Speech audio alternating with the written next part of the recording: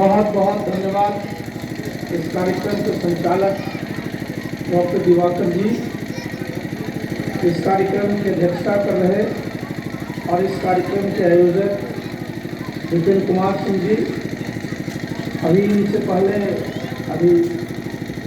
जो आपको संबोधन कर रहे थे गणेश बाबू, मंच पर हमारे साथ पटना से कई साथी आए हैं, सबका नाम पहले ले लिया गया है। समय कुछ ज़्यादा हो रहा है इसलिए मैं दोहराना नहीं चाहता हूँ और मैं सीधे आज हम लोग जिस नियोजन से यहाँ इकट्ठा हुए हैं सरदार पटेल की जयंती मनाने के लिए, उस पर आता हूँ। सबसे पहले तो विपिन जी को और सुल्तानगंज जितने हमारे यहाँ बुजुर्गन हैं, हमारी महिलाएं हैं, हमारे नौजवान साथी हैं, हमारे बच्चे, हमारे मीडिया के साथी हैं, उनके प्रति आभार प्रकट करना चाहता हूँ कि आप लोग आज सरदार पटेल की जयंती में सम्मिलित हो रहे हैं, इसलिए बहुत बहुत बधाई है। देखिए, मैं कुछ सवाल आप लोगों से पूछूंगा और आप जरा बोलिएगा। बच्चे जरा, हम लोग सब लोग गांधी जी को बापू कहते हैं, लेकिन गांधी जी में जो विश्वास रखते हैं, जो आस्था रखते हैं, वो अपने को क्या करते हैं बताइए? गांधीयन कहते हैं ना, कहता है साहब गांधीयन है, तो गांधी जी के आदर्श पर चलते हैं। गांधी जी जो जिस प्रकार का व्यवहार करते थे उस प्रकार का व्यवहार करते, उनको उनको गांधी कहते हैं। आप बाबा साहब भीमराव अम्बेडकर का भी नाम जानते हैं, उनकी आदर्शों पर जो लोग चलते हैं उनको क्या कहते हैं? बोलिए तो, रोज पढ़ते हैं आप लोग, अम्बेडकराइट कहते हैं ना कि अम्बेडकराइट हम लोग। पंडित जवाहरलाल नेहरू इस देश के प्रथम प्रधानमंत्री बने, उनमें भी बहुत लोग की आस्था रही है। 17 वर्षों तक प्रधानमंत्री रहे, उनकी पुत्री भी 17 वर्षों तक रही। उनमें जिनका भरोसा होता है उनको क्या कहते हैं? उनको भी नेहरूवियन कहते हैं। नेहरू जी, हमने जानबूझ करके आपके सामने 3 लोग का नाम, गांधी जी का, बाबा साहब अम्बेडकर का और नेहरू जी का। तो तीनों के जो अनुयायी हैं अपने आप को एक नाम से बोलते हैं कि हम गांधीयन हैं, तो हम अम्बेडकराइट हैं और हम क्या हैं? नेहरूवियन। और सरदार पटेल के अनुयायी क्या कहते हैं अपने को? बोलिए। आप लोग एकदम चुप है, मुझे बोलना पड़ रहा है। सरदार पटेल के अनुयायी अपने आप को भी कुछ कहते ही नहीं। बात सही है कि नहीं है? बोलिए ना। इसलिए मैं आज इस मंच से चाहता हूं कि जितने लोगों को सरदार पटेल के कार्यों में आस्था है, उनकी सोच और विश्वास है, उनकी कीर्ति पर गर्व है, उन सबको अपने आप को आज से पटेलियन कहिए। पटेलियन सहमत हुए आप लोग कि नहीं? एकदम चुप रहेंगे, क्या बात है? देखिए, पहचान चाहिए, पहचान चाहिए। पूछे कौन है, आप कहते हैं भारतीय हूं, बोलते हैं ना। उसी प्रकार से आप सरदार पटेल की नीतियों में विश्वास करते हैं, तो अपने आप को पटेलियन कहना शुरू कर। अच्छा, बिहार के मुख्यमंत्री हैं नीतीश बाबू, है ना? उनको आज लोग क्या कहते हैं? क्या क्या कहते हैं?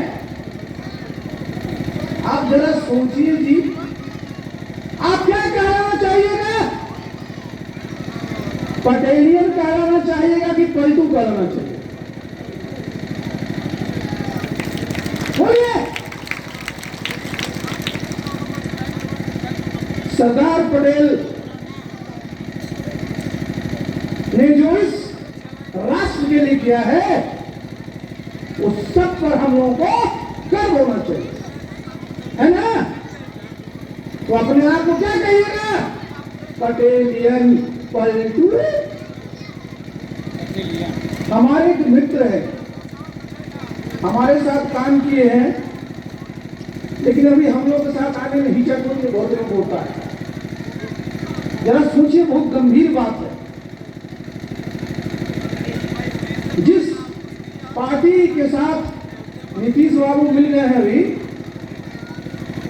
उनका एक कार्यकर्ता उनके बगल में रहता है। जरा सोचिए, तो उन्होंने एक जानवर पाल रखा है, उसको चिढ़ाने के लिए उसका नाम ही पलटू रखा है। और हमारा साथी जब जाता है तो वो पलटू कहां गए बताइए साहब? वो तो हुआ साहब मेरे पास, मैं गांव में रहता हूं, कई जिले के पटेल समाज के लोग आए तो बोले सर बड़ा खराब लगता है। क्या खराब लगता है जी? तो लोग कहता है पलटूवन का गांव है। बताइए साहब, इस समाज का योगदान, सरदार पटेल का योगदान, इसकी चर्चा हमारे साथी कर रहे थे, यही है। आप सब लोगों ने नीतीश बाबू के लिए क्या नहीं किया जी? और आज आपको नाम क्या दिया दिया है? हम लोग सब स्वाभिमानी हैं, हमारे में स्वाभिमान है, हम राष्ट्रभक्त हैं और हम पटेलियन कहलाना पसंद करेंगे, पलटू कहलाना नहीं पसंद करेंगे। और ये सबसे बड़ी श्रद्धांजलि सरदार पटेल के लिए होगी। सरदार नाम ऐसे नहीं पड़ गया उनका, गांधी जी ने ऐसे नाम नहीं दे दिया। आप सब जानते हैं गुजरात में खेड़ा में किसानों के लिए आंदोलन लड़े सरदार पटेल। जब हमारे यहां चंपारण में आंदोलन चला तो सुचस्थ बात, और उनका नेतृत्व इतना शानदार ढंग से सरदार पटेल ने किया कि वहां के लोगों ने उनको सरदार की टाइटल दी और फिर गांधी जी ने उस पर मोहर लगाई। आप कहीं उनको कहते लौह पुरुष। एक बच्चा हमसे पूछा, यूपी में मैं था, मैं कलेक्टर था, मैं गया हुआ था, तो कहा भी था लौह पुरुष लोहा के बने हुए थे। सवाल उसका जायज था। हमने कहा लोहा के वो बने हुए नहीं थे, लेकिन लोहा से सामान्य रूप से क्या समझा जाता है कि बड़ा मजबूत है, सख्त है, उसको जल्दी से तोड़ा नहीं जा सकता है। और एक बात आपको और बता कि दुनिया भर में जो लोगों का जोड़ने का काम किया, देश को जोड़ने का काम किया, उसमें से जर्मनी के एक बिस्मार्क, जो इतिहास के विद्यार्थी होंगे सब जानते हैं, उसमें जर्मनी भी कई टुकड़ों में बटा हुआ था। बिस्मार्क ने पूरी जर्मनी को एक कर दिया। जैसे कैसे अभी हमारे साथी लोग बोल रहे थे कि सरदार पटेल ने भी जो रियासतें थी उसको एक जगह इकट्ठा कर दिया, पूरा का पूरा हमारा भारतवर्ष बन गया। तो जब उन्होंने जर्मनी को एक जगह किया तो उनको उस समय कहा गया iron man of Germany. Bismarck को कहा गया आयरन मैन। सरदार पटेल ने किया, इतनी रियासतों को एक जगह किया तो लोगों ने कहा कि साहब ये आयरन मैन। और आज जरा सोचिए एक मिनट के लिए, आज हम लोग सब लोग बड़े गौरवान्वित होते हैं किस बात को जान करके कि हम भारतवर्ष के नागरिक हैं। और भारतवर्ष कौन सा राष्ट्र है? दुनिया में आज सबसे बड़ा लोकतंत्र को है तो वह है भारतवर्ष। चीन की आबादी हमसे ज्यादा है, लेकिन ये लोकतंत्र नहीं है। अमेरिका के पास बहुत संपत्ति है, लेकिन हमारी इतनी आबादी उसकी नहीं है। तो आज हम उस देश के नागरिक हैं जिसमें लोकतंत्र है। और ये सरदार पटेल को जाता है इसका क्रेडिट कि पहली बार उन्होंने भारत का जो नक्शा बनाया, इसमें कश्मीर से कन्याकुमारी एक जगह। अगर ये हम अपने बच्चों को नहीं बताएंगे तो बच्चों को लगेगा कि नहीं साहब हिंदुस्तान तो शुरू से ऐसा ही था, ऐसा कुछ नहीं। तो सरदार पटेल ने हम सब लोगों को इस प्रकार से एक जगह किया और उन्होंने जो मुद्दों को रखा, ये किसान का जो मुद्दा है, ये साधारण मुद्दा नहीं है। सहकारिता का जो मुद्दा है, साधारण मुद्दा नहीं है। ये सब सरदार पटेल का किया हुआ है। और जरा किसान आज भी देख लीजिए जरा, जब देश गुलाम था, आपको याद होगा 1943 में बंगाल में बहुत बड़ा अकाल पड़ा था भूख से। भूख से वहां कई लाख लोग मर गए। जरा समझना चाहिए क्या हो रहा था उस समय। विश्व युद्ध चल रहा था, चर्चिल था इंग्लैंड का वो प्रधानमंत्री। जो खाद्यान्न यहां मिलना चाहिए था वो फौजियों को डाइवर्ट कर दिया। रिजल्ट क्या हुआ कि हिंदुस्तान में बंगाल में इतने लोग मर गए। साथ में जरा याद करिए, सरदार पटेल को क्यों नमन करना चाहिए? किसानों का मान सम्मान बढ़ाया। और यही किसान याद करिए, कोरोना आया, 1 साल नहीं 2 साल सब चीज बंद। क्या खेती भी बंद हुई? नहीं बंद हुई। किसानों ने अपने खेत में काम किया, अन्न उपजाया, सब्जियां उगाई, दूध का उत्पादन किया, सब चीज किया। और जरा सोच लीजिए कि 2-2 वर्ष कोरोना के बावजूद भी पूरे हिंदुस्तान में भूख से एक भी व्यक्ति की मौत नहीं। इसका श्रेय किसको जाता है? इसका श्रेय प्रधानमंत्री जी को जाता है, लेकिन उससे भी बड़ा श्रेय भारतवर्ष के किसानों को जाता है जिन्होंने अपने परिश्रम से इसका पैदावार। तो किसानों को एक बार ताली तो बजा दीजिए। अपने पर गर्व करना चाहिए, अपने पर स्वाभिमान करना चाहिए। और किसानों ने जिस प्रकार से हिंदुस्तान में भुखमरी की समस्या ने निजात दिलाया है, इसलिए क्या चाहिए? किसानों को मान सम्मान सब मिलना चाहिए। साथियों, मैं आपके सामने देना चाहता हूं, जब शुरू में 2005 में सरकार बनी थी, मैं प्रधान सचिव था, तो एक हिंदी के हास्य कवि हैं सुरेंद्र शर्मा जी, सुने होंगे आप लोग। वो सामने जब आ जाते हैं टीवी पर तो वैसे ही हंसी आ जाती है। अब बोलने के बाद तो लोटपोट लो करना शुरू कर। उन्होंने कहा, मेरे अच्छे मित्र हैं, कि नीतीश बाबू मुख्यमंत्री बने हैं, आप जरा कहिए किसानों को सम्मान दें, हमसे बताइए क्या चाहिए। उन्होंने कहा प्रखंड स्तर पर जैसे भारत सरकार पद्मश्री देती है, किसानों को भी प्रखंड स्तर पर जो सबसे अच्छा किसान हो तो उसको किसान श्री दिया जाना चाहिए। जैसे वहां पद्म विभूषण होता है, तो आपको जिले स्तर पर किसान, तो वहां पर भी किसान भूषण क्या देना चाहिए? 2 लाख रुपए का। और राज्य स्तर पर जैसे भारत रत्न होता है, वैसे किसान रत्न होना चाहिए 5 लाख रुपए। या आप याद करिए, आप लोगों को याद होगा, ये लागू किया गया था, यहां किया गया था कि नहीं किया गया? जो प्रखंड पर हमारे सबसे अच्छे किसान होते थे खेती के मामले में, उनको 1 लाख रुपया का इनाम, जिले पर 2 लाख का इनाम और प्रदेश में 5 लाख का। ये 2 साल चला साहब, याद करिए, कई किसानों को मिला। उसके बाद इसकी भी बंद हो गई। मैंने पूछा कि साहब क्यों स्कीम बंद कर दिया? भाई 534 ब्लॉक है तो 5 करोड़ 34 लाख, 38 जिले हैं तो 76 लाख, जोड़ दीजिए 6 करोड़ 10 लाख, और एक प्रदेश स्तर पर 5 लाख, 6 करोड़ 15 लाख में हमारे किसानों को सम्मानित करने की एक योजना थी, उसको क्यों बंद कर दिया?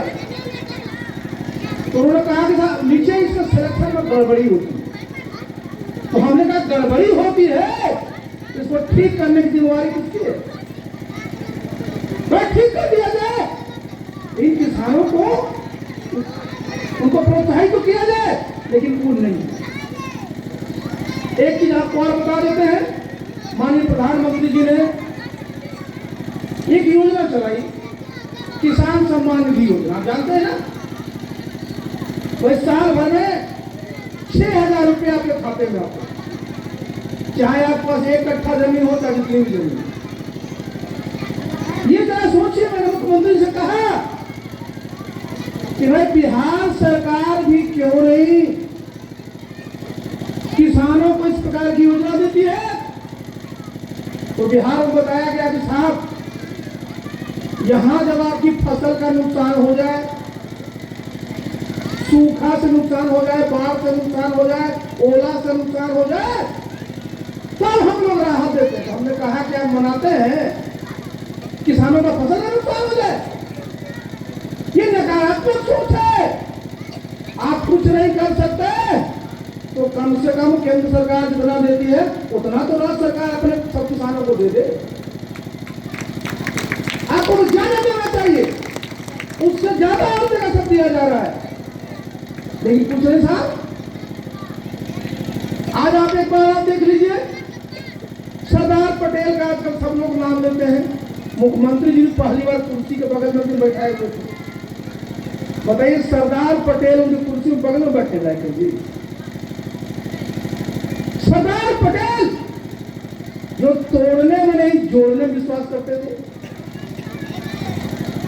और उनका व्यक्तित्व, हम तो माननीय प्रधानमंत्री को धन्यवाद देना चाहते हैं कि केवड़िया जरूर जाइए आप लोग, जो भी पटेल सेवा संघ के साथी आज एकता नगर के नाम से है, 182 मीटर की सरदार पटेल की मूर्ति, 182 दुनिया में आज सबसे बड़ी मूर्ति है। तो मुख्यमंत्री जी अगर सरदार पटेल को कुर्सी के बगल में क्यों बैठाते हैं? अगर अब भी आप लोग कुछ लगता है कि सरदार पटेल को सम्मान देना चाहिए, तो वहां 182 मीटर क्यों है? कि गुजरात में विधायकों की संख्या 182 है। अब बिहार में कितनी संख्या है? 243। तो श्रीमान जी 244 मीटर का यहाँ भी जरा मूर्ति बना नहीं, तब ना समझे, सब कहिए लोगों के बीच में। तो सरदार पटेल हम सब लोगों के लिए, पूरे भारतवर्ष के लिए, किसी एक समाज के लिए पैदा तो हुए समाज में, सबके लिए उनका योगदान अनुकरणीय है। और हम सब लोगों को ये संकल्प लेना चाहिए कि जहां भी हम रहें, जहां भी जाए, जो भी काम हमको मिले, इसको ध्यान में रख करके करें कि हमारा देश कहीं से भी कमजोर न हो। समाज में सामाजिक सद्भाव, सांप्रदायिक सौहार्द बना रहे, और जो किसान इस देश की जान है, जो सबको पेट पालते हैं, उनका भविष्य कैसे उज्जवल हो, खेती कैसे लाभकर हो, इस पर काम करना चाहिए। और ये संभव है और ये संभव होगा। आप सब लोगों को सिर्फ क्या संकल्प लेना है कि हमको पटेलियन होना है, पलटू नहीं। तो चलिए, आज तो चूंकि आप लोग यहाँ स्वागत किए थे, हम आए, सरदार पटेल के प्रति श्रद्धांजलि अर्पित किए। आगे हम लोग राजनीतिक कार्यक्रम करेंगे और उस पर हम लोग और चर्चा करेंगे। और हम लोग ऐसे नहीं राजनीति करते, राजनीति करेंगे कि कैसे हमारा बिहार जो आज सबसे अंतिम छोर पर खड़ा है, इसको हम लोग आगे की पंक्ति में कर, इसी संकल्प के साथ हम लोग को बढ़ना है। बहुत बहुत धन्यवाद।